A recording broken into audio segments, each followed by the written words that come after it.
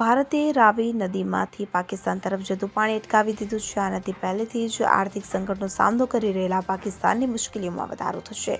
ભારત લગભગ 45 વર્ષથી રાવી નદી પર ડેમ બનાવી રહ્યું હતું, જે પૂર્ણ થઈ ગયું છે, જેથી હવે રાવી નદીનું પાણી પાકિસ્તાન સુધી પહોંચી શકશે નહીં. વિશ્વ બેંકની દેખરેખ હેઠળ 1960માં હસ્તાક્ષર કરાયેલ સિંધુ જળ સંધિ હેઠળ ભારતનો રાવીના પાણી પર વિશેષ અધિકાર છે. પંજાબના પઠાણકોટ જિલ્લામાં સ્થિત શાહપુર કાંડી બેરેજ જમ્મુ કાશ્મીર અને પંજાબ વચ્ચેના ઘરેલું વિવાદને કારણે રોકી લેવામાં આવ્યું હતું, પરંતુ તેના કારણે વર્ષોથી ભારતના પાણીનો મોટો હિસ્સો પાકિસ્તાન જતો હતો. તો 1982માં પૂર્વ વડાપ્રધાન ઇન્દિરા ગાંધીએ આ પ્રોજેક્ટનો પાયો નાખ્યો હતો. 2018માં કેન્દ્રએ મધ્યસ્થી તરફ બંને રાજ્યોની વચ્ચે કરાર કર્યા હતા, જે બાદ ડેમનું કાર્ય શરૂ થયું.